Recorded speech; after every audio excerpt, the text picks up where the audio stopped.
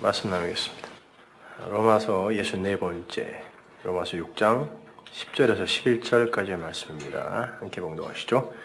그의 죽으심은 죄에 대하여 단번에 죽으심이요 그의 살으심은 하나님께 대하여 살으심이니 이와 같이 너희도 너희 자신을 죄에 대하여는 죽은 자요 그리스도 예수 안에서 하나님을 대하여는 산 자로 여길지어다. 아멘. 자, 죄에 대하여는 죽은 자요 그리스도 예수 안에서 하나님 안에, 이게 역격이거든요. 하나님 안에서 산 자. 이게 오늘 설교의 핵심입니다. 저에게 산자 하면 떠오르는 노래가 있습니다. 앞서서 나가니 산자여 따르라.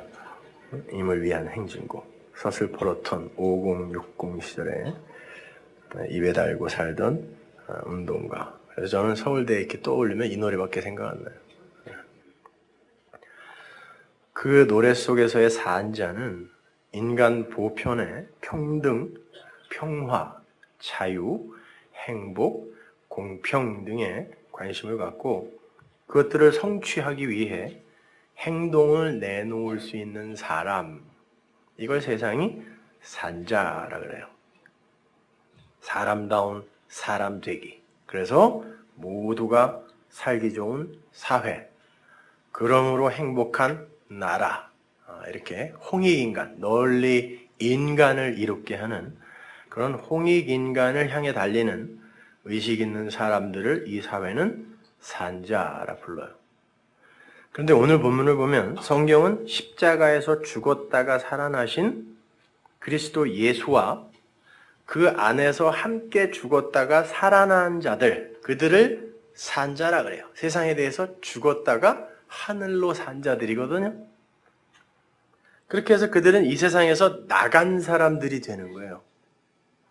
그래서 그들은 이 세상을 살기 좋은 곳으로 만드는 것에 힘을 쓰는 것이 아니라 이 세상에서 그냥 현상들을 통해 진리를 읽어내는 사람들로 살아요. 성경은 그들을 산자라 그래요. 그러니까 성경은 이 세상 사람들이 산자라 부르는 자들을 죽은 자라 그러고 이 세상이 죽었다고 판단하는 자들을 산자라고 부르고 있는 거예요. 그렇다면 성경이 산자에 대해서, 생명이 있는 자에 대해서 어떻게 설명을 하고 있는지 창세기부터 출발을 해보도록 하겠습니다. 창세기 2장 7절. 여호와 하나님이 흙으로 사람을 지으시고 생기를 그 코에 불어넣으시니 사람이 생령이 된지라. 여기서 생령이라고 번역이 된 히브리어가 하이 네페시 하야예요. 중간에 아담이라는 단어가 있지만 하이 네페시 하야, 아담. 그게 살아있는 사람이에요. 그걸 산자라 부릅니다. 거기에 쓰인 하이라는 단어는 살아있는 이란 뜻도 있지만 흐르는, 군대 이런 뜻도 있어요. 그래서 에스겔서에 보면 마른 뼈에서 살아난 자들을 군대라고 부르는 거예요. 산자라고 부르는 거예요. 그러니까 군대라는 말은 이제 살아났으면 어디 가서 열심히 싸우라는 그런 말이 아니에요. 살았다라는 말이에요. 주의 군대, 무슨 군대가 이런 오합지졸이 다 있어. 그리고 하야는 동사인데 그 하야 동사의 명사형이 여호와예요. 여호와는 우리 성경에 나오는 하나님의 세 이름 중 하나예요. 나중에 자세하게 설명해 드릴 기회가 있겠지만 여호와는 구원을 이루시기 위해 구원을 받으시는 하나님이 여호와예요. 성도는 그 안에서 그리스도로 옷을 입게 된다는 사실이 여기에 이미 암시가 되어 있는 거예요. 그래서 산자의 이름이 하이 네페시 하야예요. 창세기 1장에는 엘로힘이라는 하나님의 이름이 나오고 2장과 3장에는 여호와 엘로힘, 엘로힘 여호와라는 이름이 나와요. 그리고 뒤에는 그냥 여호와라는 이름만 나옵니다. 다 달라요. 하나님께서 아파르, 즉 티끌, 더스트에 불과한 어떤 존재를 하나님과 방불한 존재로 만드실 것이라는 언약이 그 이름들 속에 들어가 있는 거예요. 그래서 산자를 하이 네페시 여호와, 하야라고 하는 거예요. 그걸 죄와 구원이라는 그런 도구를 사용해서 설명하시는 게 이 역사이며 성경인 거예요. 그렇다고 그 이름들이 곧 하나님의 실체는 아닙니다. 여러분 한번 생각해 보세요. 하나님에게 이름이 왜 필요해요? 이름이라는 건 나를 다른 사람과 구분하고 나를 설명하는 기능을 가진 게 이름이에요. 만약 온 세상에 존재가 나밖에 없으면 내 이름은 필요가 있어요, 없어요? 나밖에 없어요. 이름이 왜 필요해요? 나는 그냥 나면 돼요. 그런데 창세 이전에는 하나님 홀로 계셨잖아요. 그분의 이름은 필요가 없어요. 그런데 갑자기 그분의 이름이 등장한다는 건 하나님께서 어떤 존재들을 창조하신다라는 거고 그 이름으로 다른 존재들과의 구별을 의도하고 계신다라는 거고 또 다른 존재들에게 당신을 이름이라는 게 설명이에요. 말씀이란 뜻이에요. 그 쉔이라는 단어 자체가 이름이. 당신을 설명하시겠다라는 의지를 표명하고 있는 거예요. 그게 쉔이에요. 그러니까 성경에 등장하는 하나님의 이름은 우리가 인식하지 못하고 감지조차 할 수 없는 진짜 그분이 아니라 우리에게 설명용으로 제시된 이름일 뿐인 거란 말이에요. 그래서 창세기 1장 1절에 주어가 없는 거예요. 창세기 1장 1절로 가보세요. 태초에 하나님이 천지를 창조하시니라. 한글 개역성경에는 마치 이 구절의 주어가 하나님, 엘로힘으로 되어 있는 것처럼 보이지만 여기서의 엘로힘은 남성 복수입니다. 근데 창조하다라고 번역이 된 바라라는 단어는 단수동사예요. 그러니까 이 문장의 주어는 단수로 존재하는 어떤 분인 거예요. 엘로힘은 주어가 될 수 없어요. 이 문장을 히브리 원어에 맞게 그대로 직역을 하면 숨어있는 주어, 보이지 않는 어떤 분, 진짜 계신데 유한히 감지할 수 없는 걸 무라는 글자로 표현한다 그랬죠? 감지할 수 없는 건 없는 거예요. 에?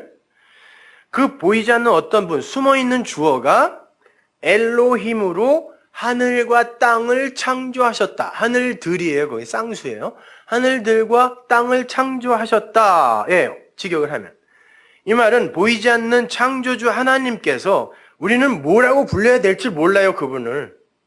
그분께서 피조물에게 설명용으로 주어질 엘로힘 하나님으로 하늘과 땅이라는 형태 속에 창조를 하셨다는 말이에요. 그러니까 하나님이라는 그분, 없음이라는 그분은 무라는 그분, 그러나 진짜 계신 그분은 이 유한에게 설명이 될 수 없기 때문에 설명용 하나님 엘로힘이 하늘과 땅이라는 것으로 천지라는 걸로 창조됐다는 그 말은 하늘과 땅, 천지가 그 하나님을 내용으로 담고 모형으로 창조가 되었다라는 그런 말이에요. 하나님께서 엘로힘이라는 하나님을 창조했다는 그런 말이 아니라 설명용 하나님이신 엘로힘 하나님을 설명하기 위해 하늘과 땅으로 시작을 하셨다는 거예요. 보이지 않는 하나님은 유한에게는 절대 포착이 안 돼요. 그래서 포착할 수 있는 그런 어떤 엘로힘이라는 하나님을 우리에게 이렇게 하늘과 땅으로 주시는 거란 말이에요. 태초에라고 번역이 된 그 베레시트, 성경의 첫 단어가 베레시트예요. 태초에. 그 베레시트는 파자를 하면 히브리어는 원래 자음밖에 없잖아요. 베이트, 집이란 뜻이에요. 성전이란 뜻이에요. 이게. 문자에는 다 뜻이 있거든요. 그러니까 빌딩, 거기서 나온 거죠. 집, 성전. 두 번째 글자 이게. 그리고 레시, 이게 시작, 머리예요. 그리고 알레프가 뭐라고 했어요? 하나님, 사람, 소 이런 뜻이거든요. 그래서 소를 성경이 많이 이제 재료로 소재로 써서 설명하는 거예요. 그리고 쉰, 이게 분석이에요. 되새김, 분석. 그리고 요드, 이렇게 된 거 있죠? 이렇게. 점처럼 된 거. 그 요드가 편손이에요. 손으로 펴서 이렇게 주다. 그리고 타오가 맨 마지막 자인데, 그래서 완성의 표거든요. 그래서 히브리어는 이 맨 알렙부터 타오까지 전부 이렇게 이야기를 담고 있어요. 그래서 하나님으로부터 시작해서 완성으로 끝나요. 글자 자체가. 그러니 어떻게 하나님을 안 믿어요? 히브리어는요, 성경을 글자 하나하나 파자를 하잖아요. 그 글자 하나가 다 복음이에요. 은혜예요. 그리고 그 문장이 복음이고 성경 전체가 또 다 은혜예요. 복음이에요. 그런데 또 이 자연이 그걸 그대로 담고 있네? 그러니까 어떻게 하나님이 안 계시다고 할 수 있냐고. 몰라서 그런 거지. 그러니까 이 문장을 히브리 원어에 맞게 그대로 직역을 하면 이런 거죠. 보이지 않는 어떤 분, 그러니까 성전의 시작, 그 머리이신 그 하나님이 그 하나님을 잘 설명을 함으로 해서 시간 안의 존재들에게 손을 펴서 넘겨주는 완성의 표. 이게 뭐예요? 성경이잖아요, 이게. 그리고 그게 역사예요. 그래서 천지라고 하는 거예요, 이거를. 그러니까 베레시트는 그 자체가 성경이고 그거 자체가 천지이며 역사예요. 그래서 성경이 그 단어로 시작해서 그 단어를 하나하나 풀어주는 게 성경이에요. 근데 보이지 않는 성전이신 하나님은 이 땅에 보이는 성전을 모형으로 주어서 설명해야 되잖아요. 그 히브리서에 나오죠. 이거는 다 하늘에 있는 것의 모형이라고. 그 역할을 하늘과 땅이라는 현상계가 담당하고 있는 거죠. 그리고 그걸 그 안에 설명되어 있는 하나님, 우리가 이해할 수 있는 하나님을 엘로힘이라고 하는 거고, 진짜 그 내용이신 하나님은 몰라요. 이름이 원래 없는 분이니까. 자, 그런 걸 다 축약한 게 이스라엘에게 주어졌던 성막이잖아요. 성전이고, 그 땅이라는 단어, 에레츠도 파자를 하면 하나님, 시작, 덫이에요. 덫, 그물. 하나님께서 누군가를 건지기 위해 그물을 던지기 시작한 곳이 땅이에요, 세상. 여기서 건져 올려가는 거예요. 그 땅이라는 그물에 모든 존재가 다 걸려 있어요. 그런데 주인이 그 그물에서 좋은 고기와 나쁜 고기를 갈라서 나쁜 고기는 타는 불 속으로 던지는 거, 이게 예수님의 그물 비유입니다. 다 그물에 걸려 있는 거예요, 지금요. 근데 그물을 던지면 이 바다는 항상 위엔물, 아랫물 중에 아랫물을 상징하는 거예요. 아랫물. 바닷속 물고기들은 거기에 걸리지 않기 위해 사력을 다해 도망가죠. 난 고기들이 그게 뭔 줄 알고 도망가는지 지금도 이해가 안 가. 고기들이 그게 뭔지를 알까요? 근데 도망가요. 기가 막히게 그물을 던지면은. 아담들은 그 진리의 그물을 그렇게 싫어한다라는 걸 보여주는 거예요. 그게 죄인들의 속성이에요. 물고기들의 동력은 꼬리에서 나오는 거 잘 아실 거예요. 그래서 장어 같은 것도 꼬리를 꼭 그렇게 먹으려고 유엔수들이 말이야. 에? 바다, 즉 아랫물에 속한 자들은 전부 꼬리의 힘으로 살아요. 그걸 악이라 그래요. 왜?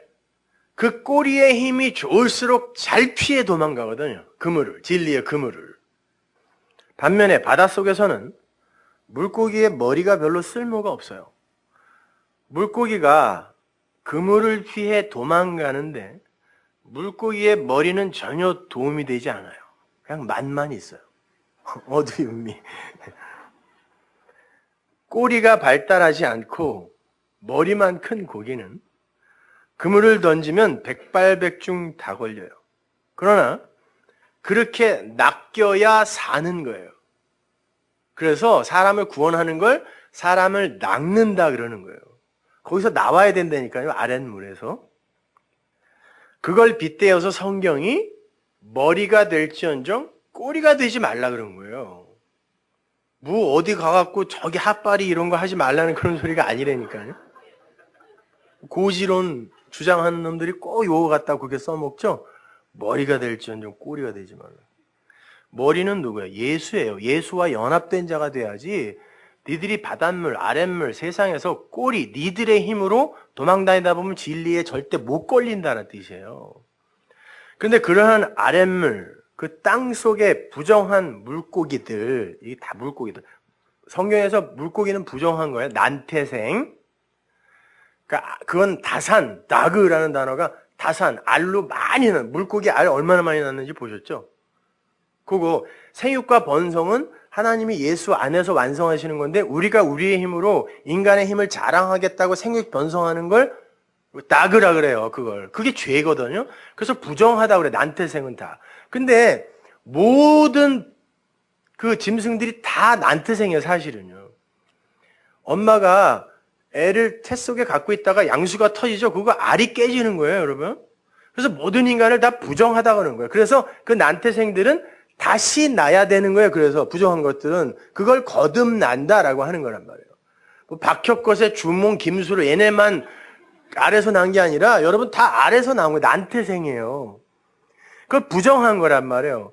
그런 물고기들, 부정한 것들이 이 바다에서, 저주의 바다에서 꼬리의 힘을 뺏기고 진리의 그물에 걸리기 위해서는 예수가 그들의 머리가 돼야 꼬리의 힘이 빠지는 거예요. 그래서 진리이시며 말씀이신 예수님을 교회의 머리라고 한 거고, 예수님께서도 십자가를 지시기 전에 내가 머리 둘 곳이 없다고 한 거예요. 왜? 교회가 완성이 돼야 예수가 머리로 앉을 수 있는데 아직 십자가 이전이니까 예수님이 머리로 앉을 곳이 없었다라는 그런 말이에요. 집두절도 없었다는 게 아니라. 여러분 그 당시에는요. 여러분 그 웬만한 기술을 갖고 있는 사람은 중산층 이상이었어요. 예수님도 꽤 잘 사셨다니까요. 여러분이 괜히 미루어 추측해서 제자들도 다 잘 살았어요. 그래서 부자 이야기할 때 제자들이 그럼 우리도 못 가나 그런 거예요. 여러분 조그만 조각배에서 그물 던질 수 있어요? 없어요. 그들이 그물을 던졌다는 건 선주였다는 거예요. 그때 당시에 선주는요 굉장한 부자들이었어요. 근데 그거 버렸다고 천만의 말씀. 예수님 십자가에서 죽자 베드로가 고기나 잡으러 가자 그랬어요. 그 배 안 버리고 어디에다 짱 박아놨다가 그거 다시 가지고 고기 잡으러 간 거라니까. 부자였어요 그들은요. 뭘 알아야 설교를 하지. 그렇게 예수님이 머리예요. 교회의 머리란 말이에요. 이렇게 그리스도 예수로 축약되는 하나님의 언약의 말씀을 진리로 머리로 갖고 있는 자만 그 하나님의 그물에 걸리는 거죠. 하나님께서 말씀을 주어야 걸리는 거예요. 여기서 말씀이 던져지면 그걸 이해하는 자가 예수를 머리로 갖는 거고 그들이 아들이 되는 거고 진리의 그물에 걸리는 거란 말이에요. 그걸 구원받았다, 살았다 그래요. 저주의 바다에서는 꼬리로 다니면서 산 것 같지만 그건 죽은 거예요. 왜? 그건 호흡이 안 돼요. 물고기는 기체 교환을 하지 호흡을 안 한다니까요. 근데 성경에서 산 건 전부 숨을 쉰다 그래요. 호흡한다 그래요. 근데 물고기들 중에 호흡하는 물고기가 있는데 고래, 돌고래. 그래서 그걸 포유류라고 그러지 물고기라고 안 그래요. 어류 아니에요 그건. 호흡을 하는 건 땅의 것이라는 거고 그걸 숨을 받았다, 생기를 받았다, 성령을 받았다, 말씀을 받았다, 그들이 산 것이다, 바다의 것 아니다 이런 뜻이란 말이에요. 그렇게 호흡, 생기, 숨, 콧김, 말씀, 진리가 들어가야 다 똑같은 거예요. 산자가 되는 거예요. 생명이 되는 거예요. 그들이 아랫물인 바다에서 나온 자란 뜻이에요. 거길 애굽이라고도 그러고 소돔과 고모라라고도 그러고 세상이라고도 그래요. 거기서 나와야 돼요. 그래야 숨을 쉬어요. 근데 물고기는 자력으로 숨을 쉴 수가 없으니까 기체 교환만 하니까 하나님이 누군가가 숨을 줘야 돼요. 이게 천국 백성의 창조 메커니즘이라니까. 근데 지들 능력으로 살았다라고 하는 놈들이 뭐냐고 도대체가. 아재아재 바라아재가 뭐냐고. 자, 거기서 못 나온 자들을 그냥 바다의 물고기, 아랫물 속에 부정한 것, 네페시, 죽은 자라고 하는 거예요. 죽은 자. 에스겔서 37장 9절 보세요. 또 내게 이르시되 인자야 너는 생기를 향하여 대언하라. 생기에게 대언하여 이르기를 주 여호와의 말씀에 생기야 사방에서부터 와서 이 사망을 당한 자에게 불어서 살게 하라 하셨다 하라. 이에 내가 그 명대로 대언하였더니 생기가 그들에게 들어가매 그들이 곧 살아 일어나서 서는데 극히 큰 군대더라. 죽은 뼈, 마른 뼈, 더스트 아파르예요. 가망 없는 것. 거기에 네페시에 생기, 르와흐. 생기, 호흡, 숨, 바람 다 똑같은 말이에요. 그게 들어가니까 그 죽은 뼈가 살아나는데 군대가 돼요. 생명의 그 하야가 되는 거예요. 하이가 되는 거죠. 근데 예레미야는 그 콧김, 생기를 코로 불어넣어주는 그 콧김을 이렇게 이야기합니다. 예레미야 예가 4장 20절. 우리의 콧김 생기예요. 코로 들어가는 콧김 숨. 곧 여호와의 기름 부으신 자가 저희 함정에 빠졌으며. 콧김이 뭐라 그래요? 생기가. 여호와의 기름 부으신 자. 이 단어가 메시아예요. 이 단어가 메시아. 기름 부음 받은 자. 메시아. 이 콧김은 메시아, 말씀이신 예수, 아프, 르와흐예요. 코의 성령, 코의 호흡, 코의 생기. 그거 막으면 죽어요. 그래서 생명이 코에 있다라고 성경이 이제 이야기하는 거죠. 메시아, 그리스도. 그게 크리스토스. 그리스도는 그 오미크론 시그마, OS라는 곡에 붙으면 무조건 어떤 존재거든요. 기름 부음을 받은 어떤 것들인데 그게 존재가 된 게 크리스토스예요. 그리스도예요. 그리스도인 그리스도. 여러분도 기름 부음 받은 자. 그래서 여러분도 누군가에게 그 숨을, 호흡을 불어넣어 살릴 수 있는 존재가 됐어요.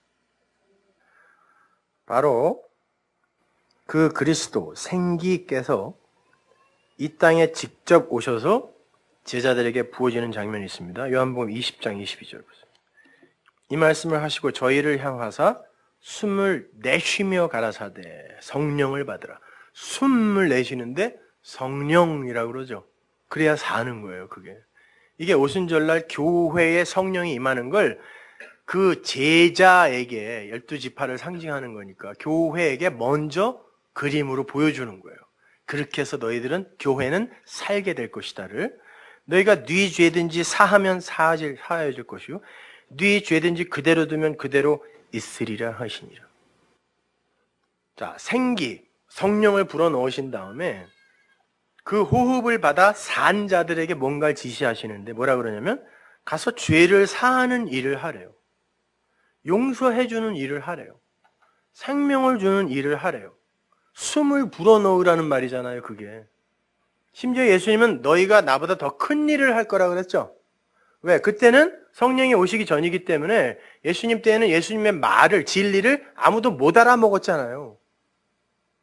근데 우리 때는 성령이 오셨기 때문에 우리가 말하면 알아듣는 이들이 있다니까 그걸 더 큰 일이라고 하는 거예요. 여기에서 사하다라고 번역이 된 말이 아피헤미, 용서하다, 없애버리다라는 뜻이에요. 없애버리다. 죄를 없애버리는 걸 용서라 그래요. 여러분, 죄가 뭡니까? 하나인 진리를 선과 악이라는 걸로 이렇게 쪼개서 이 세상의 것으로 오도하는 걸 죄라 그래요. 한마디로 말이 없는 상태, 진리가 없는 상태. 이게 나하시, 뱀이라는 단어가 그 말이거든요. 그래서 뱀이 나오는 거예요. 진리를 진리로 못 알아먹고 엉뚱한 관역을 쏘는 상태. 선, 악 이렇게 엉뚱한 관역을 쏘는 상태. 이걸 죄라 그래요. 그렇다면 그리스도의 호흡을 받아서 생명을 받아 산 자, 오늘 본문에 나오는 산 자, 살아난 자들만이 할 수 있는 용서라는 건 단순히 윤리 도덕적인 어떤 잘못을 사해주라는 말이 아니겠죠. 지들이 무슨 권리로, 무슨 자격으로 그거를 해요. 용서라는 건 그 죄를 없애버린다는 뜻인데 우리에게는 그럴 능력이 없다니까요. 그럴 자격도 없고 용서는 네가 나한테 해코지해서 나 기분 나빠진 거 이제 그렇게 기분 안 나쁘도록 노력해 볼게. 우리는 이걸 용서라고 생각해요. 속으로는 그냥 꿍 하고 있는데 그냥 겉으로만 나 기분 안 나빠 용서했어 이런다니까요. 그건 불교인들도 힌두교인들도 이슬람교인들도 다 하는 거예요. 꼭 성령을 받아야만 할 수 있는 게 아니잖아요. 그거는 성경이 말하는 용서는 그것 자체를 없음으로 없애버리는 걸 말해요. 근데 이미 벌어진 걸 없애버릴 수는 없는 거 아니에요? 그럼 방법이 없나요? 있어요. 죄란 법에 의해 규정되는 게 죄예요.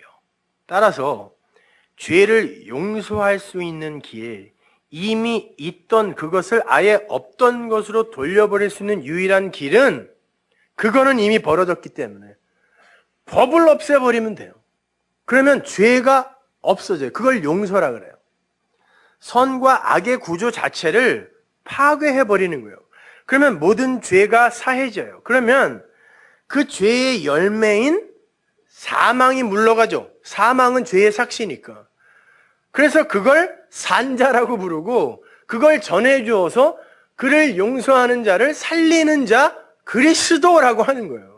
콧김이 되는 거예요. 우리가 진리가 되면.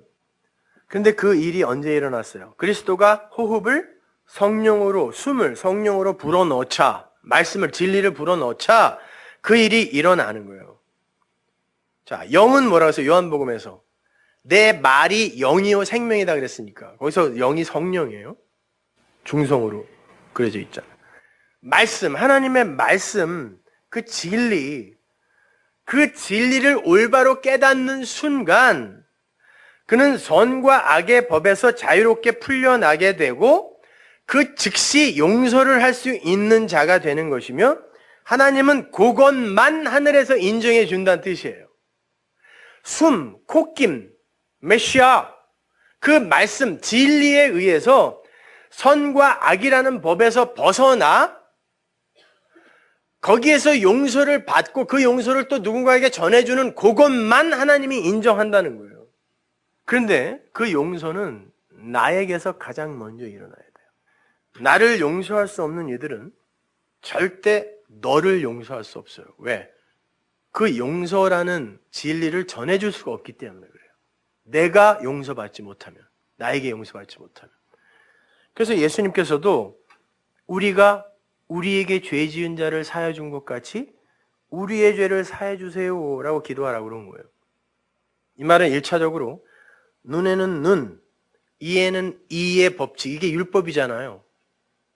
그래서 살인한 자는 반드시 돌로 때려 죽여야 돼요. 율법에 의하면. 그런데 그 구약이 파괴된 게 은혜의 신약 시대잖아요.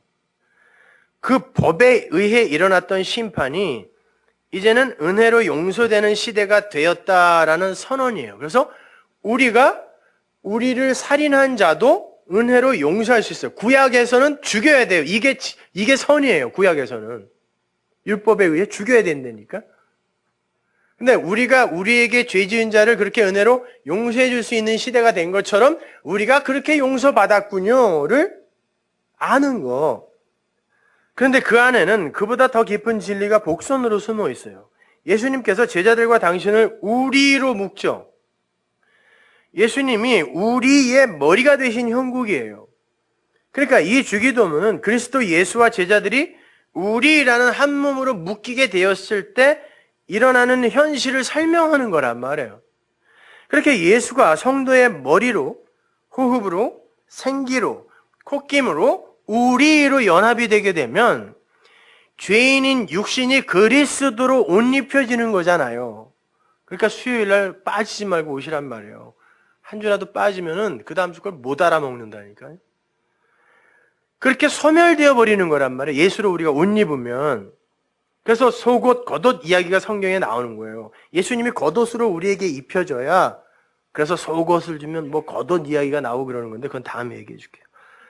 그렇게 하나님의 언약에 의해서 그리스도와 나가 우리가 되면 그를 묶던 법이 사라지고 모든 더러운 것이 없음이 되는 거예요. 그 상태를 용서라고 하는 거예요. 법이 없어진 상태. 근데 이 역사 속에서 그 진리의 현실이 어떻게 이해되어질 수 있어요? 진리의 말씀에 의해서만 이해되어지기 때문에, 깨달아지기 때문에 진리의 말씀을 듣는 그 자만이 용서와 관계 있는 자가 돼요. 그걸 생기, 호흡, 영 이런 걸로 다른 걸로 이렇게 설명하고 있을 뿐이에요. 그러니까 이런 겁니다. 여러분이 하나님의 언약도 모르고 우리의 처음 자리 인식도 제대로 되어 있지 않던 죽은 자의 자리에서 하나님의 은혜로 진리를 복음으로 받아요. 그 전에는 선과 악의 율법 구조 속에서 자신의 행위나 됨됨이에 의해 자신을 평가하잖아요. 근데 자기 자신은 자기가 누구보다 잘 알아. 아무리 사람들에게 깨끗한 척, 순결한 척 해도 지는 지가 어떤 존재인지 안 되니까요. 그래서 절대 자기를 용서할 수 있는 사람이 없어요. 이 세상에 단 한 사람도 없어요. 근데 진리가 깨달아졌어요. 내게서 법이 사라졌구나라는 진리가 이해되어졌습니다. 예수님이 율법이 되셔서 십자가에서 죽어버리셨기 때문에 나를 정죄할 법이 없어져 버렸어요. 신호등이 있을 때는 신호 위반이 위법이 되지만 신호등 자체가 없어져 버리면 신호 위반이라는 죄 자체가 없는 것이 되는 것처럼 그런 상태가 된 거예요. 그때 나는 과감히 나를 넌 자유야 하고 용서할 수 있는 거예요. 그게 진리를 깨달았다라고 하는 거예요. 바로 그 깨달음이 없는 자는 하늘에서 용서한 자 아니다가 이 세상에서 용서해라. 그래야 하늘의 하나님도 널 사하신다. 이야기하는 거예요. 이 땅에서 묶으면 하늘에서도 묶여. 그러니까 풀어. 그러니까 하늘에서 푼 자는 이 땅에서 자기를 반드시 풀게 돼 있어요. 여러분 자신을 용서하시라니까요. 아니, 용서가 됐다니까요. 하나님의 진리의 말씀을 올바로 깨닫고 사망과 상관없이 돼버린 나를 용서한 뒤에 그 진리를 다른 이에게 전했을 때 그 사람이 아, 그런 거야? 그럼 나도 용서받은 거네 하고 살아날 때 죄와 관계없이 돼야 사망과 관계없는 거고 죄의 삭제니까 그래야 그를 산자라고 하니까 그렇게 살아날 때 우리가 그 사람의 죄를 용서해버리는 게 되는 거예요. 내가 무슨 자격이나 권세가 있어서가 아니라 물론 말씀의 권세는 있지만 그래서 저는 지금 여러분을 용서하고 있는 게 되는 거란 말이에요. 그런 거지 뭘 되지도 않는 용서 이런 거 억지로 해보라는 얘기 아니에요. 아니 모든 거 다 용서해버리면 어떻게 돼? 이 세상이 어떻게 되겠어요? 금방 지옥 된다니까 여기는? 그런 거 용서하라는 말이 아니에요. 자, 그렇게 해서 죄라는 것과 상관이 없어진 사망과 상관없는 성도가 탄생되는 거고 그들이 생명 있는 자, 산자가 되는 거예요. 그들이 예수보다 더 큰 일을 하고 있는 산자들인 거죠. 이게 바로 오늘 본문이 얘기하는 죄에 대하여 죽고 의에 대하여 산자가 담고 있는 내용이에요. 아니 더 나아가서 그들은 살려주는 영, 살려주는 말, 진리가 되어서 그리스도의 일을 하고 있는 자들이 된 거란 말이에요. 우리는 먼지지만 여전히 죄인이지만 하나님이 우리를 그렇게 사용하신다는 그것에 감동하는 거예요. 자, 그렇다면 이걸 아는 자들에게 있어서 인간 세상이 정해놓은 죄라는 것과 의라는 게 무슨 의미가 있어요? 생각해 보세요. 이 진리를 알게 됐어요. 악과 선이라는 게 이 진리를 안 자들에게 무슨 의미가 있냐고. 거짓과 진실이라는 게 무슨 의미가 있어요? 어차피 모든 것이 보이는 모든 게 보이지 않는 진리를 설명하기 위한 하늘과 땅, 위의 것과 아래 것이라면 그것 자체가 뭐 그리 가치가 있는 거냔 말이에요. 선악의 법에 묶여있는 자들에게는 그게 대단히 큰 거지. 그러나 진리인 하나 안에서 그걸 하나로 묶어내는 자들에게 그게 무슨 가치가 있냐고. 그래서 진리 안에서는 선과 악이 하나고 거짓과 진실이 하나며 더러움과 깨끗함이 하나고 어둠과 빛이 하나가 될 수 있는 거예요. 한마디로 진리는 현상계에서 벗어나 버리는 힘을 갖고 있단 말이에요. 그래서 용서가 되는 거예요. 아무것도 아닌 게 되는 거예요. 예를 들어 볼게요. 먼저 여러분에게 여쭤볼게요. 가짜는 뭐고 진짜는 뭐예요? 사람들은 루이비뚱은 가짜고 루이비통은 진짜라 그러죠. 나이카는 가짜고 나이키는 진짜라 그래요. 근데 재밌는 건요, 그 짝퉁인 루이비뚱과 나이카는 진짜인 루이비통과 나이키를 정확하게 흉내내고 있어야 돼요. 안 그러면 그냥 다른 상품이지 가짜라고 안 그래요. 근데 세상은 그렇게 진짜를 그대로 흉내낸 그걸 가짜라고 하는데, 가짜 맞아요. 그렇다면 하나님이 보기에 루이비통과 나이키는 진짜예요? 하나님이 보시기에. 아까 우리 창세기 1장 1절에서 봤잖아요.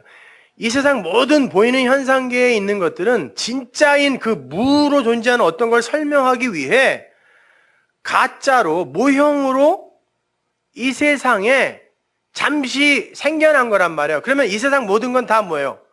가짜, 환상이라 그래요. 그래서 환상이 뭐예요? 잠깐 보였다가 없어지니까 환상이지. 그러니까 이 세상은 영원한 게 아니라 여기를 환상이라 그러는 거예요. 그걸 꿈이라 그러는 거예요. 여기를 영원하지 않기 때문에. 루이비통, 나이키도 가짜예요.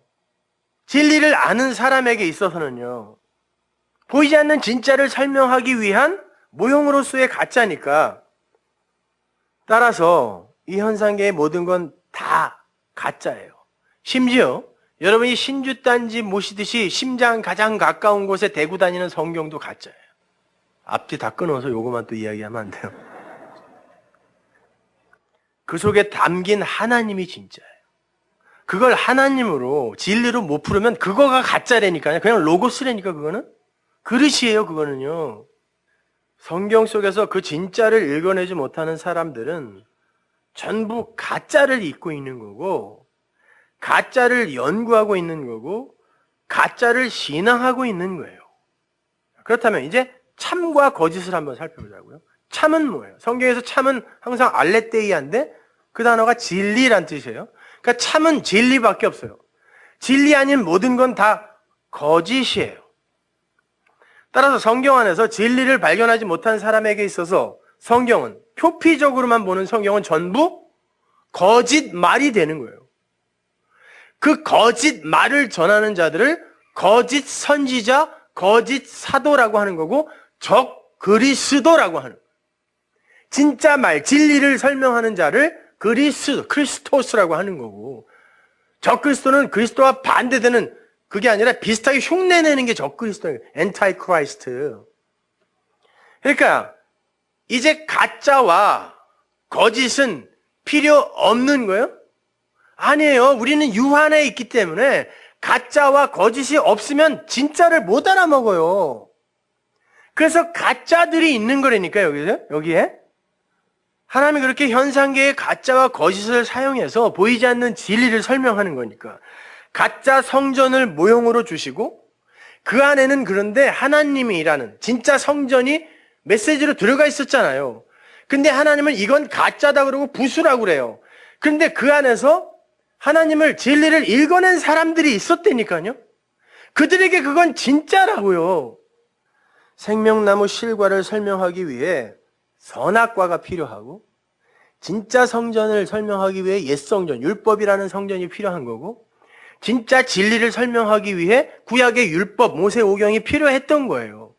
그렇다고 그게 다 악이며 가짜가 아니라는 거예요. 이게 로마서에서 바울의 진술이란 말이에요. 율법이 악하냐? 혼방 그 전까지는 율법 가지고는 다 죽어 그래놓고 율법이 악하냐? 그러잖아요. 그 말이에요. 율법을 열심히 지키는 걸 성경이 죄라고 하고 악이라고 하지만 그건 진짜 선을 모형하는 그릇이란 말이에요. 따라서 그것이 진리를 이해하는데 조금이라도 도움이 됐다면 그것 자체는 악이 될 수 없는 거란 말입니다.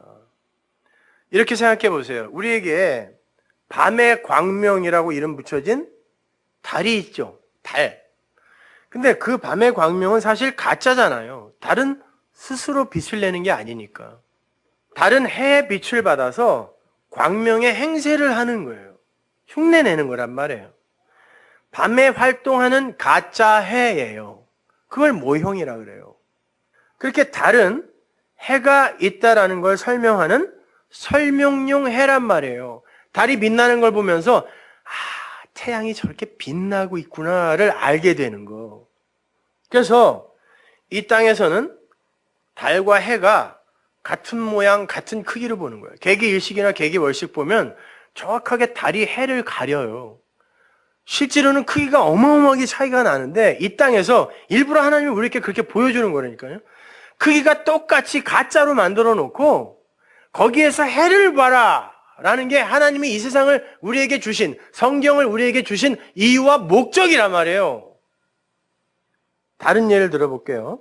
히브리어 첫 글자인 알레프는 하나님이라는 뜻과 소라는 뜻을 동시에 갖고 있다 그랬죠. 그리고 그 문자는 사람이라는 뜻도 가진 문자예요. 거기에는 아주 심오한 내용이 담겨 있는데 그건 나중에 설명해 드리기로 하고 지금은 하나님과 소에 대한 이야기만 하자고요. 아무튼 그래서 성경에도 소와 그 멍에의 이야기가 그렇게 많이 나오는 거예요. 소는 가짜고 그 안에 담긴 하나님이 진짜인데 인간들이 하나님을 소로만 보면 멸망이다를 설명해 주는 거란 말이에요. 그래서 하나님을 때때로 소로도 이야기하는 거예요. 벳세메스로 법궤, 말씀을 운반하던 두 마리의 소, 하나는 하나님, 하나는 나예요. 교회란 말이에요. 말씀을 운반하고 하나님과 함께 제물이 되어 죽어버리는 거예요. 그리고 말씀만 남는 이야기. 그 벳세메스로 올라가는 두 마리 소 이야기란 말이에요. 그리고 내 멍에를 매라. 그리고 금송아지, 그 금소예요. 송아지 아니에요. 금소 이야기. 이런 것들이 성경에 그렇게 많이 나오는 거란 말이에요. 소는 하나님을 표피적으로 그려내고 있는 것이지만 그 자체가 하나님이 아닌 건데 율법주의 하에서는 하나님의 그 표피적인 겉모습인 소로만 보인다는 거예요. 그걸 상징적인 사건으로 그려놓은 게 금소 사건이에요. 출애굽기 광야에서. 그렇게 그 소라는 모형 안에 담긴 하나님을 보지 못하고 신을 그저 소로만 인식하는 걸 종교라 그래요. 그래서 고등 종교에 소를 그렇게 숭상하는 종교가 많은 거예요. 절간에 법당 외벽에 보면 소 그림이 많죠. 시무도예요, 그게요. 진리를 찾아가는 10가지 단계. 소. 진리를 소로 표현한 거예요. 힌두교에서도 소를 숭배하는 게 괜히 그러는 게 아니에요. 제가 지난 수요일날 말씀드렸습니다. 진리는 원래 하나님 말씀밖에 없었어요. 그런데 그걸 다른 종교들이 표피적으로 이해를 하여 잘못 오해하여 종교를 만든 거예요. 그래서 모든 종교의 경전이 성경과 싱크로율이 아주 높다고 제가 말씀드렸잖아요. 그래서 옛 선비들은 소를 타고 유유히 여행을 하는 기후행을 즐겨했고 그런 그림이 많은 거예요. 옛날 그림에 보면. 말 타고 다니는 그림은 없어요. 노자도 자신의 사상을 세상에 전파하려 하다가 대적들에게 막혀서 안 되겠다 싶었을 때 소 타고 어디로 사라졌습니다. 장자도 항상 제자들에게 소처럼 되라라고 무의자연의 도를 설명했어요. 소. 그렇게 고대 시대 때부터 사람들은 소와 코끼리가 이 인도에서 이게 코끼리가 넘으면서 소가 되고 이 소와 코끼리는 같은 일을 한다 그래서 항상 진리를 모형한단 말이에요. 그 소와 코끼리를 진리를 설명하는 짐승이라고 생각해서 소와 코끼리를 숭앙하거나 숭배하는 일을 많이 했어요. 특히 힌두교에서는 소와 코끼리를 동시에 진리로 섬기면서 성경에 나오는 예수님의 기적들을 소와 코끼리의 그림으로 그려놓기도 해요. 그들의 서책을 보면 예수님의 이적과 기사를 소들이 하고 다니는 걸 볼 수 있어요. 그리고 요즘도 소에게 기도합니다. 병 고쳐주세요. 복 주세요. 이렇게. 하나님의 모형이었다니까요, 그게.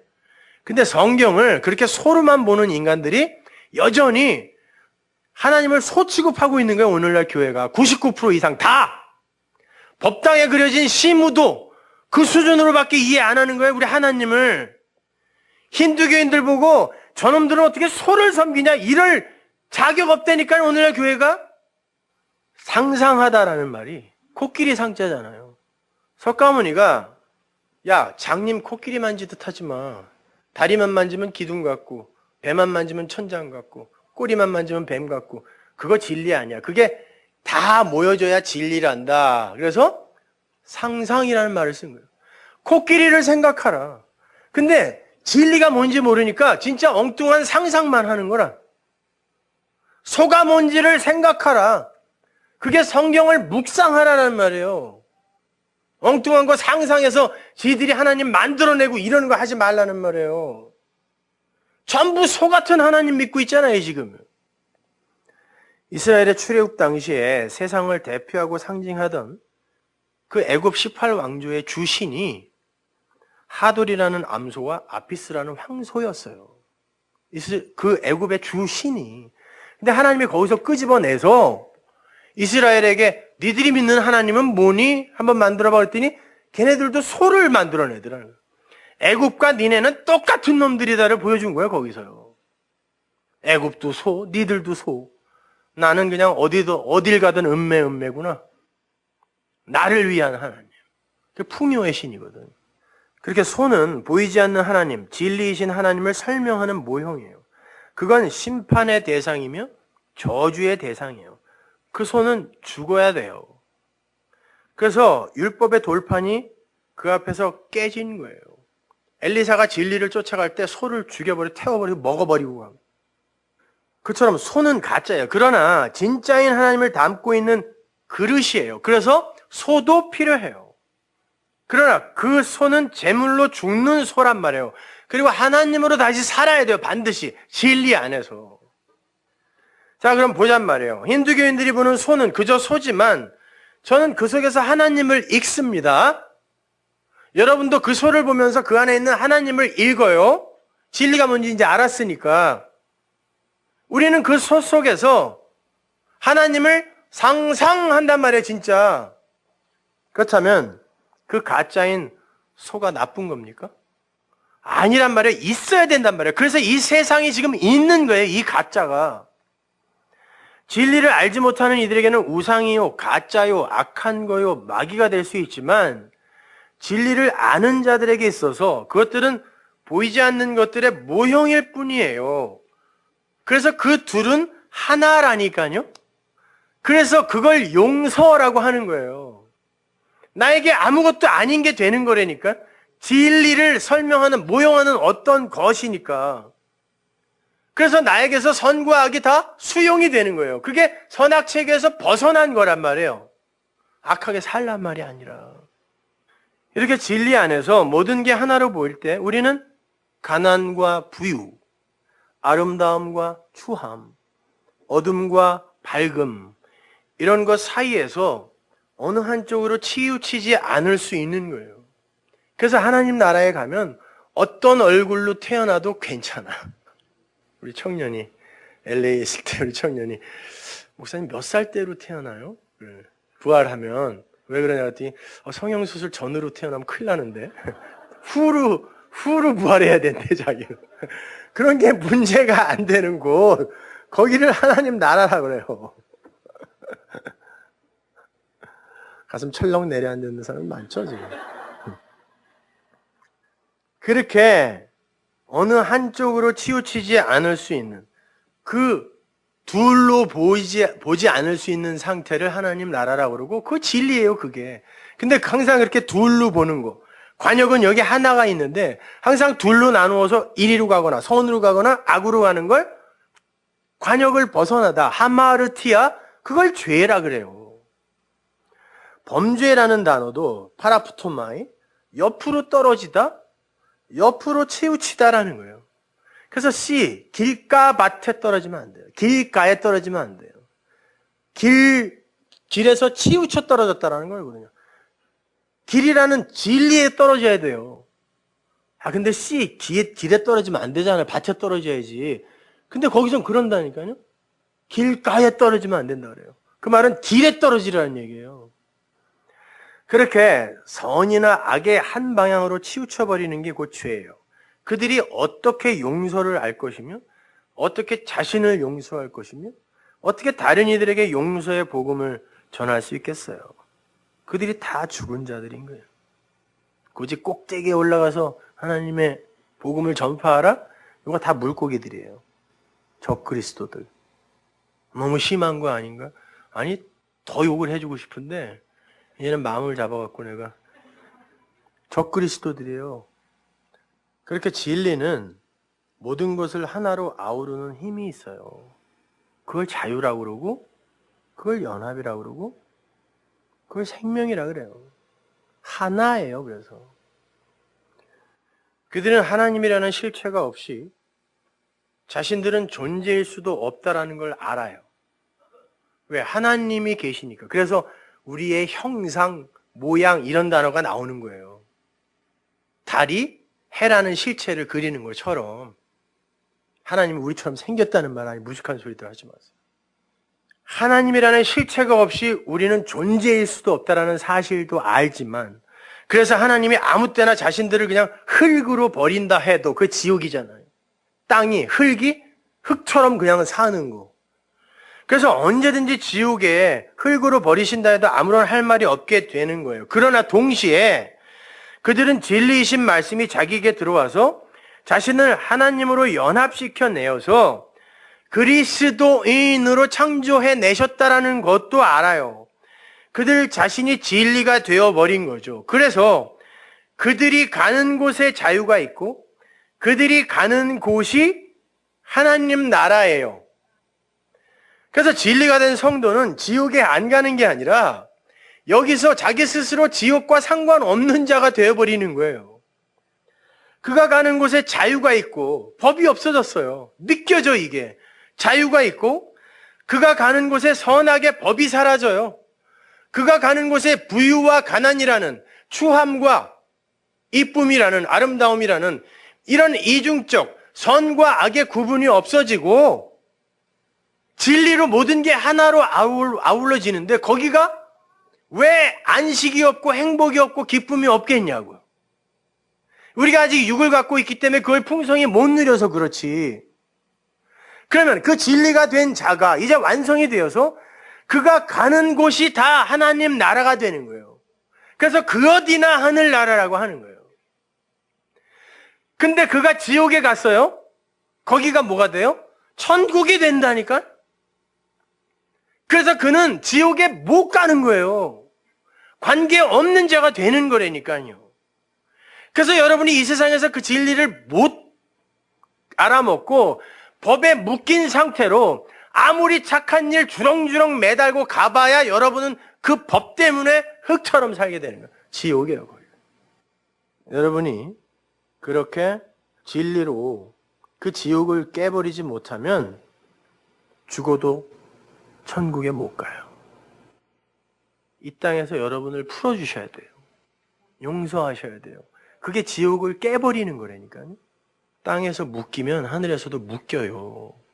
아니 이건 뒤집어 말해서 하늘에서 푼 자는 이 땅에서 반드시 자기를 풀어주게 돼 있어요. 자유로 들어가게 돼 있다니까요. 그래서 성경이 하나님 나라로 가라 그러지 않고 하나님 나라가 온다 그러는 거예요. 여러분에게 와야 돼요. 그게 먼저. 어디 저 태양계 밖에 이렇게 만들어진 곳이 아니에요. 천국은 진리가 깨달아질 때 그 진리와 함께 성도 안으로 침노해 들어오는 거예요. 진리와 하나가 된다는 건 하나님과 함께 한 멍에를 진 그리스도와의 연합이 이루어졌다는 거예요. 멍에는 소가 매는 거라 그랬죠? 소는 누굴 상징한다? 하나님. 그 하나님과 히브리 멍에는 항상 두 마리가 한 멍에를 지게 돼 있다고 그랬습니다. 그래서 내가 진 이 멍에는 네가 여기에 끼게 되면 쉽고 가벼워. 왜? 하나님이 다 하시니까요. 그래서 쉽고 가볍다고 하는 거예요. 근데 그건 곧 나의 이 육적 존재의 가능성을 다 부정하고 멸해버리는 거기 때문에 그걸 십자가라고 하는 거예요. 그래서 예수님이 진 십자가를 멍에라고도 하는 거예요. 내 멍에는 쉽고 가볍다. 그 연합이에요. 그렇게 소가 두 마리가 한 멍에를 이렇게 지고 있는 모양을 그림으로 그려놓은 단어가 에이레네라는 단어예요. 원래 문자는 다 상형 문자였으니까요. 그 단어가 화평, 평화, 평안 이런 뜻이잖아요. 에이레네가. 그걸 연합이라 그러고 혼인잔치라고 그러고 그 상태를 안식, 화평, 평안이라 그래요. 그래서 내 멍에로 들어오라 그러는 거예요. 하나님이 자꾸 내 멍에로 들어오라. 네가 지지 말라는 거예요. 그렇게 하나님과의 화평을 전하는 자들을 용서하는 자라고 하는 거고, 화평케 하는 자라고 하는 거고, 하나님과 그들을 중매하는 자라고 하는 거고, 마태복음에서 그들을 복이 있다라고 하는 거예요. 화평케 하는 자들은 복이 있나니. 하나님의 멍에로 여러분을 밀어 넣는 거예요. 저는 지금 자꾸. 그들이 복이 있대요. 그들이 이 땅에서 푸는 자들이에요. 이렇게 분명 진리가 된 성도들에게 맡겨진 역할이 있어요. 죽는 날까지 죄만 짓고 가는 거 그거 사기 거짓말이에요. 맡겨진 역할이 있어요. 진리가 되면 진리를 향기로 뿜어내게 돼 있어요. 그래서 살린다니까요. 용서한다니까요. 그렇게 해서 용서돼서 하나가 된 상태를 사랑이라고 하잖아요. 그래서 남자와 여자가 사랑을 하면 하나가 되는 거예요. 성경에도 그 둘의 관계를 하나라고 하고. 그래서 그 관계가 요철이 맞는 것처럼 딱 맞게 되는 거예요. 인간의 신체 구조도 그렇게 되어 있는 거예요. 모든 게 진리를 담고 있다니까요. 그래서 사도가 그 진리의 현실을 자신의 말로 반복해서 전달한 거예요. 갈라디아서 5장 1절 보세요.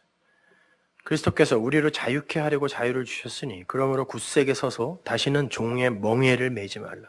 또 다른 멍에가 있어요. 요거 이방인들과 세상 사람들과 같은 멍에 지지 말라. 이거는 방향이 다르기 때문에 못 진다는 뜻이지 그들과 사귀지 말라는 뜻 아닙니다. 여기 종의 멍에가 나와요. 여기는 종의 멍에 매지 말라. 보라 나 바울은 너에게 말하노니 너희가 만약 할례를 받으면 율법이죠. 그리스도께서 너희에게 아무 유익이 없으리라. 내가 할례를 받는 각 사람에게 다시 증거하노니 그는 율법 전체를 행할 의무를 가진 자라. 죽은 자라는 거예요. 못하니까 그건. 할례 받으려거든 율법을 하나라도 행하려거든 다 지켜야 돼. 그러는 거예요. 다 지켜. 율법 안에서 의롭다함을 얻으려 하는 너희는 그리스도에게서 끊어지고 은혜에서 떨어진 자다. 이 자유가 바로 생명인 거고 그리스도인 거고 진리인 거고 영인 거고 말씀인 거예요. 따라서 올바른 진리의 말씀을 깨달은 이들은 그리스도의 그 콧김을 그 호흡을 받은 자들이고 생명을 얻은 자들인 것이며 물속에서 나온 자들인 거고 아랫물에서 그 말씀을 올바로 전해주는 이들이 화평케 하는 자고 용서하는 자들인 거고 매인 것을 푸는 자들인 것이며 영을 전하는 자들이에요. 그러면 성경이 아주 읽기가 쉬워지잖아요. 다 같은 이야기니까. 근데 그 말씀의 진리를 소로만 전하게 되면 그게 곧 뭐예요? 말은 말인데 내용을 전달하지 못하고 소리로만 전하는 거니까. 그걸 방언이라고 그래요, 성경이요. 어떤 감독이 쓴 방언이라는 책이나 아니면 무슨 어떤 목사님 아들이 쓴 방언이라는 책 다 엉터려요. 다 잊어버리세요. 성경이 말하는 건 그런 이야기 아니에요. 여기서는 방언이 이런 거다라고 해놓고 여기서는 아니, 개혁주의에서는 아니다. 둘 다 틀렸어요. 그런 이야기 하는 거 아니에요. 성경이 말하는 방언. 잘못된 말, 못 알아듣는 말, 곡해되어진 말, 그걸 설명하기 위해, 그건 비진리라고 하잖아요. 그래서 모든 종교의 방언이 있는 거예요. 중들도 똑같이 방언하고요. 힌두교인들도 똑같이 방언합니다. 모든 종교에 다 있어요. 남묘호랑 개교에도 있어요. 증산도에도 있어요. 그게 하나님의 은사로 주어지는 거면 기독교회에만 있어야 돼요.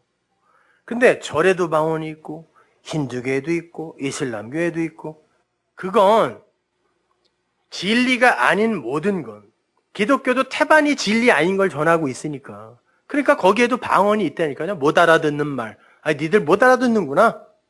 랄랄라. 그러는 거라니까요. 그래서 기독교에도 방언이 있는 거예요. 그 진리가 아닌 모든 건 다 방언에 불과하다는 걸 보여주기 위해 모든 종교의 방언을 심어놓은 거예요. 하나님이요. 그러나 그 속엔 진리인 자가 캐치해낼 수 있는 내용이 들어있다라니까요. 쉽게 말해서 방언은 껍데기뿐인 말, 로고스라고 할 수 있고, 예언은 그 방언의 내용인 레마를 예언이라 그래요. fortune telling이 아니에요.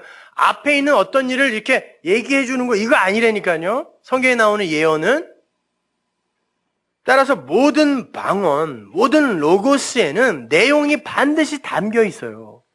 하나님께서 아담에게 생기, 즉 호흡을 줬다는 건 내용을 담은 말, 호흡이 말이라며요. 말이 곧 영이요 생명이다 그랬으니까. 호흡, 성령을 줬다라는 건 진짜 참 내용인 진리, 말을 줬다는 뜻이잖아요. 말씀을 줬다는 뜻이잖아요. 그 말씀이라는 것 자체 어렵게 생각하지 마세요.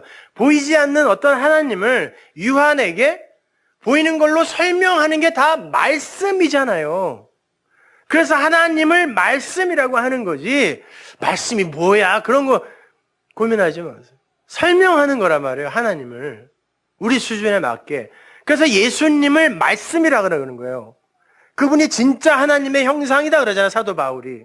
그래서 말씀이에요. 하나님을 설명하는 거니까. 근데 잘못된 말이 뭐냐고. 그게 글로사, 방언이라고 번역을 한 거란 말이에요, 그게. 이 혀에서 말이 나오니까 모든 소리에는 뜻이 담겨 있어요. 모든 소리에. 지금 아기가 응애하는데도 뜻이 담겨 있다니까. 진리로 들어야 되니까 저거를. 고린도전서 14장 7절 보세요. 제 얘기가 아니에요. 성경이 이야기하고 있는 거예요. 혹 저나 필이죠. 필이나 검은고와 같이 생명 없는 것이 소리를 낼 때 그 음의 분별을 내지 아니하면 저 부는 것인지 검은 고 타는 것인지 어찌 알게 되리요. 만일 나팔이 분명치 못한 소리를 내면 누가 전쟁을 예비하리요. 이와 같이 너희도 혀로서, 이 혀가 방언이란 단어 똑같은 단어예요. 거기선 방언이라고 그러고 여기서는 혀라 그러죠. 알아듣기 쉬운 말을 하지 아니하면 방언이 알아듣기 쉽지 않은 말로 나오게 되면 그 말하는 걸 어찌하냐? 이는 허공에다 말하는 것이라. 세상에 소리의 종류가 이같이 많되 뜻없는 소리는 없나니. 그러므로 내가 그 소리의 뜻을 알지 못하면 내가 말하는 자에게 야만이 되고, 야만은 외국인이란 뜻이에요. 야만인이 아니에요. 외국인이 되고. 왜? 못 알아들으니까. 말하는 자도 내게 외국인이 되리라. 그러면 너희도 신령한 것을 사모하는 자인즉, 이 신령한 거를 오늘날 교회는 전부 신비한 어떤 걸로 생각을 해요. 무당들과 뭐가 다르냐고요. 교회에 덕 세우기를 위하여 풍성하기를 구하라. 교회에 덕 세우라니까 무슨 방언을 하면 덕이 생긴다. 천만의 말씀. 이 덕 세우다, 오이코노마이는 오이코스, 집이죠. 집을 건축하다는 뜻이에요. 교회를 세우는 말을 해야지 니들을 건축하는 말을 하면 안 돼가 이 덕이라는 단어로 오역된 거예요. 그러니까 이 성경이요, 우리 개역 성경이 사람들이 히브리어로 번역하고 영어로 번역하고 한자로 번역해서 기독교인이 아닌 국문학자한테 줬다고요. 마지막 감수를 예수도 안 믿는 사람들이 해놨으니까 뭔 말인지 알고 써놨겠냐고요. 그러니까 원어를 연구하지 않으면 성경만 갖고는 진리를 아주 디테일하게 못 알아먹는다니까요. 그러므로 방언을 말하는 자는 통역하기를 기도할지니. 이게 통변하기를 기도하라는 말이 아니란 말이에요. 넌 방언만 하냐? 나는 통변도 하는데 웃기지들 말라 그러세요. 여러분, 참뜻이 모든 소리 안에 들어가 있어요. 여기 이야기하는 것처럼. 근데 참뜻이라는 건 알레테이아, 진리라고 그랬죠. 그래서 주님도 나는 참 포도나무, 그 진리 포도나무야 그랬어요. 예수님이. 진리란 말이에요. 모든 게 진리를 담고 있어요. 심지어 여러분 욕 속에도 진리가 담겨 있어요. 개자제분 그러면 예수님이 이 땅에 오셔서 하나님의 말씀과 진리와 상관없는 이방 여인을 향해 개라고 불렀죠. 예수님이 욕하셨다. 이게 개라고? 넌 개야. 그렇게 진리와 상관없는 이방의 자식들, 그건 저주받아 마땅한 거, 심판받아 마땅한 거예요. 하나님이 은혜로 살리지 않으면. 그래서 개자제분이라는 욕이 있는 거예요. 그건 죽는다. 그래서 욕이에요. 그거 칭찬 아니잖아요. 영어 욕에도 많아요. 뭐 son of the be 뭐 이런 거 있어요. 음녀의 아들이란 뜻이에요. 음녀의 후손. 우리 계시록에서 봤잖아요. 그건 죽어. 성적인 욕들 많죠. 뭐 mother 뭐 이런 거. 그게 아비의 침상에 올라간 그 이야기. 살인, 간음의 이야기라니까 이제 전부 다. 그러니까 욕을 들으면서도 그 안에서 진리를 깨달을 수 있으면 그 욕이 나에게 욕이 되겠냐고요. 그걸 자유라 그래요. 진리를 아는 애들은 그 모든 소리에서 진리를 읽어내요. 그래서 저는 사실 찬송가보다는 유행가 더 많이 불러요. 아이 찬송가 요새 뭐 새로 나와서 누가 선물해줘서 봤는데 쓰레기들이 더 많이 들어가 있어요, 이제는. 오히려 사람을 더 미혹하는, 차라리 유행가 중에 은혜 받는 진리의 내용을 담은 게 더 많아요. 고향이 그리워도 못 가는 신세. 언제나 외로워라 타행에서 우는 몸. 나그네요 이방인인 나의 삶을 얼마나 잘. 오늘도 걷는다마는 정처 없는 이 발길. 그러나 아버지 집으로 향해 가는 거잖아요. 너는 상행선, 나는 하행선. 질 모르면 하행선으로 가는 거고. 왜 교인이 뭐 유행가를 들어, 왜 무슨 뭐 이상한 영화를 봐. 그런 거 보면서 진리 깨달으면 뭐가 잘못됐냐고. 근데 단지 믿음 없는 자들이 그냥 그거 갖고 시험 들까 봐 안 하는 거죠. 그래서 바울도 율법 있는 자들에게 율법 있는 것처럼. 그러나 계속해서 그렇게 안 해요. 왜? 그가 진리를 알아들으면 그다음부터는 내가 진리를 몰랐기 때문에 우리 선생이 일부러 내 수준에서 그렇게 했구나를 알기 때문에 그냥 율법이 있는 자처럼 하면 그게 죄잖아요. 근데 그렇게 해주는 것 뿐이라니까요. 그러니까 유행가 같은 거 안 부르고 그러는 거예요. 저는 미국에서 콘서트를 1년에 한 번씩 했는데 유행가만 불렀어요. 근데 사람들이 그 진리를 못 알아주더라고. 그래서 앞으로 안 하려고 그래요. 아이 어리석은 중생들과 이 땅을 살기가 이렇게 힘드니 빨리 진리들이 되세요. 좀 자유롭게 좀 뭐 좀 하게. 근데 7절을 보면 생명이 없는 어떤 것들이 내는 소리가 있는데 그 소리는 피리 소리인지 검은고 소리인지 못 알아듣는다. 그러니까 소리의 문제가 아니라 그 소리를 내는 자가 생명을 가진 자냐 아닌 자가 중요하다는 뜻이죠, 이게요. 소리가 중요한 게 아니에요. 그러므로 네 혀로 알아듣기 쉬운 말을 하지 않으면 그 말하는 게 다 허공에 말하는 것과 같다라고 해요. 이 글로사, 방언이라는 뜻이란 말이에요. 네 혀가 너의 생명 없음으로 말미암아 방언이라는 어려운 말, 못 알아먹는 말, 생명 없는 말을 하면 그건 열매로 맺혀지지 않고 그건 허공에 던져지는 소리다 그러는 거예요. 그래서 13장에서도 그러잖아요. 1만 마디 방언을 해도 그건 울리는 꽹과리야. 쉬운 말은 그걸 진리로 풀어낸 예언이겠죠. 레마겠죠. 쉬운 말을 하라 그러는 거예요. 진리가 뭔지도 모르면서 성경을 방언으로만 말하면 그게 외국어예요. 글로사가 되는 거예요. 그래서 방언을 말하는 자, 방언이지만 성경을 이야기할 거 아니에요.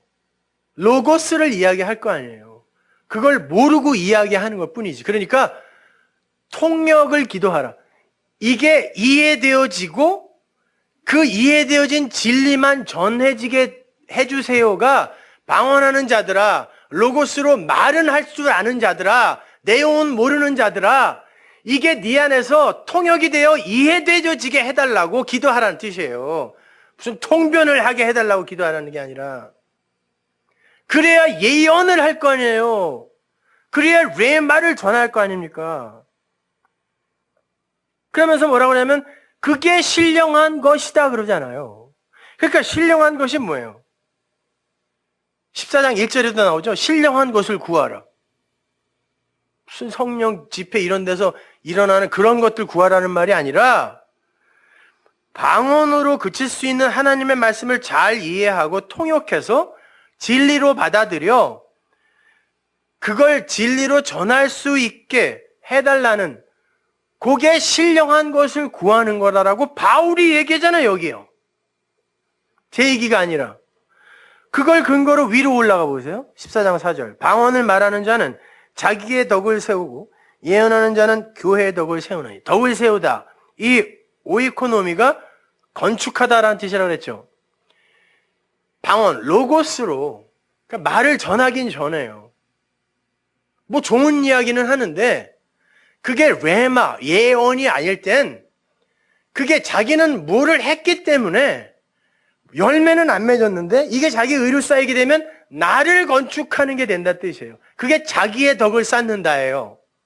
내 안에 덕이 쌓인다는 말이 아니라.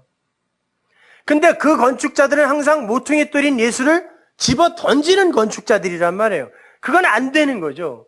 그럼 예언을 하게 되면 어떻게 돼요? 교회가 세워진다 그래요.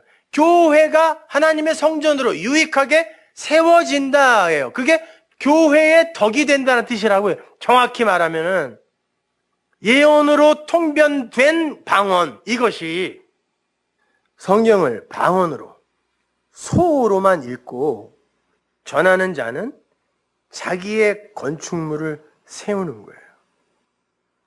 엉터리 말을 전하는 자는 자기의 의만 건축하는 꼴이 되고, 진리를 전하는 자는 교회를 세우는 자, 참성전을 이해하고 그 참성전을 설명하는 거니까. 아, 그게 내가 성전이네요. 이게 성전으로 지어져 가는 거란 말이에요. 하나하나 벽돌들이 들어오잖아요.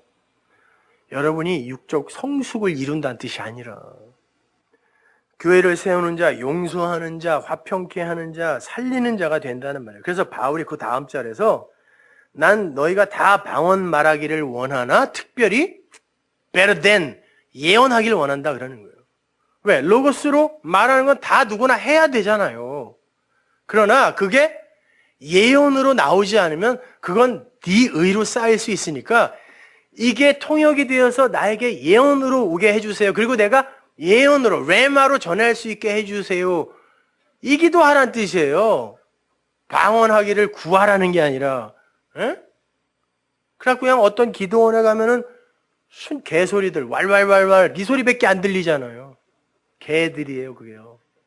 뭔 소리인지 모르니까. 그게 텅이라니까요. 글로사. 진리를 알고 로고스를 던지라는 거예요. 그래서 1만 마디 방언보다 뜻을 알고 전하는 예언 5마디가 낫다라고 하는 거예요. 1만 마디 방언도 있어야 되는 거죠. 왜? 그 안에 진리가 담겨 있으니까. 성경 안에 진리가 담겨 있으니까. 그러나 그걸 못 알아먹으면 이게 외국어, 방언이 되는 거라니까요. 그러나 없으면 안 돼요. 그래서 1만 마디 방언 괜찮아. 그러나 그걸 진리로 못 알아먹으면 개인 거죠. 그리고는 그 다음 어구가 이렇게 이어지죠. 교회를 건축하기 위한 통역이 없이 방언만 말하는 자는 예언하는 자가 아니다 그러잖아요. 그러니까 고린도서의 이야기는 방언을 해라 말어라 이런 얘기에 관심이 없어요. 아예. 진리가 담기지 않은 뜻도 내용도 모를 외국인의 방언, 그건 말씀도 아니라는 거예요. 그러니까 우리의 소리와 글로, 방언으로, 로고스를 진리로 전할 때에는 반드시 진리로 통역이 된 상태에서 전해라 라는 거예요. 그게 생명 있는 성도니까. 왜? 그게 생기, 말을 받은 자니까. 그래서 생기, 성령, 말씀, 진리를 받으면 텅을 하는 게 아니라 실제로 진리를 이야기하게 되는 거예요. 오늘날 기독교는 거꾸로 알고 있는 거예요.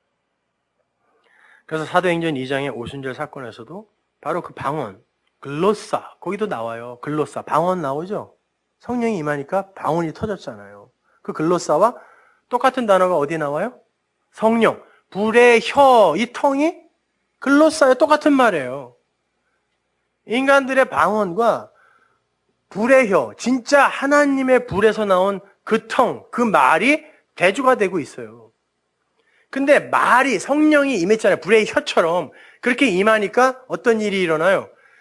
15개 외국에서 온 디아스포라들이 이걸 어떻게 번역을 하여 자기가 자기 나라 말로 알아듣더라.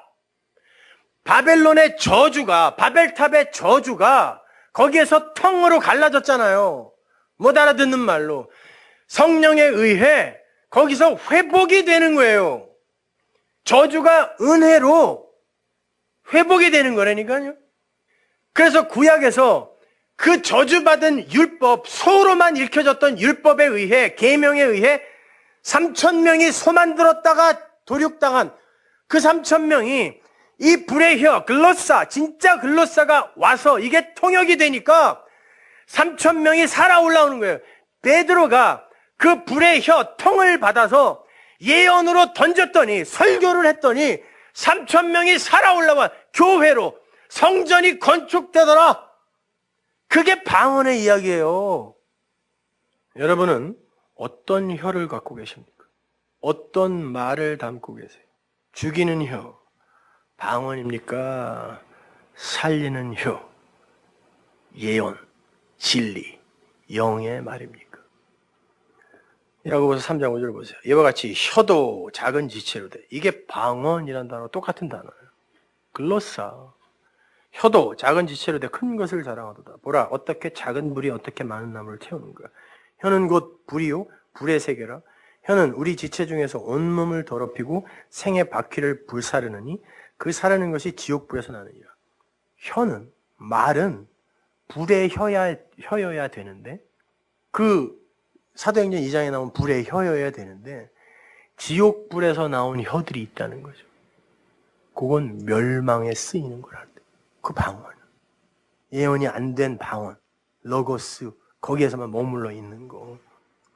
그래서 주님께서 당신의 백성들에게 찾아오셔서 그 혀를, 그 말을, 그 표피적 가짜, 소를 진리로 고쳐주는 게 여러 군데 나와요. 마가복음 7장 33절. 예수께서 그 사람을 따로 데리고 무리를 떠나서 손가락을 그의 양 귀에 놓고 귀를 뚫어 침뱉어 그의 혀에 손을 대시며 하늘으로 탄식하시며 그에게 이르시되 에바다 하시니 이는 열리라. 그의 귀가 열리고 혀에 맺힌 것이 풀려 곧 말이 분명해지더라. 무슨 말인지 이제 아시겠죠? 말이 분명해지는 게 복이에요. 그게 사는 거란 얘기예요, 이게. 생수이신 예수와 생수를 그의 혀에다 대니 묶였던 게 풀리고 말이 진리가 되어 터져나오더라는 것입니다. 귀머거리, 벙어리. 그건 그 이야기예요. 진리를 방언으로만 듣는 자들을 귀머거리, 벙어리라 그래요. 못 들으니까 못 말하는 거. 그걸 예수님이 와서 진리로 고쳐내시는 사건이란 말이에요. 이런 것들은 다. 에바다! 열려라! 이제 제대로 듣고 제대로 말해. 내가 다 통역해서 넣어줄 테니까 제대로 듣고 진리만 말해. 소이하게 하지 말고 하나님 얘기해. 에바다. 열렸네, 에바다, 눈을 뜨게 하셨네가 아니라 귀가 열린 거예요. 무슨 눈을 뜨게 찬양이라고 어디서 다 그냥. 귀가 열리고 진리를 말하는 거. 법에서 풀려나 나를 용서하는 거. 하나님과 이미 같은 멍에를 맨 에이렌의 화평한 상태, 화목제가 이미 드려졌다라는 거. 이 자유, 여기서 진짜 찬송이 터져 나오는 거예요, 여러분. 하나님께서 우리의 혀, 우리의 말, 우리의 방언을 예언으로, 진리로 바꿔주세요. 그것만 복이에요. 분명하게 그 복음만 들으시고, 분명하게 그 복음만, 진리만 말하세요. 아직 분명하지 않으면 입 닫고 침묵하세요. 다른 사람 죽이지 말고. 기도하겠습니다. 하나님 아버지, 은혜를 감사합니다. 하나님, 우리에게 이런 진리의 말씀을 주셨습니다. 그 진리의 말씀은 우리의 꼬리를 잘라버리고 예수라는 머리로 우리를 함몰시켜냅니다. 하나님, 이것이 복음이고 진리일지인데 하나님, 이 세상의 기독교는 나의 꼬리를 더 강화시켜달라는 그런 엉뚱한 소리를 외쳐대고 있습니다. 하나님, 이 시대를 불쌍히 여겨 주셔서 이 진리의 말씀이 당신이 택한 당신 백성들의 귀에 들려지게 하옵소서. 이 시대의 당신 백성들의 귀에 오늘도 손가락을 넣어 뚫어주소서. 그래서 그들의 귀에 에바다라는 주님의 외침이 들리게 하옵소서. 예수님의 이름으로 기도합니다.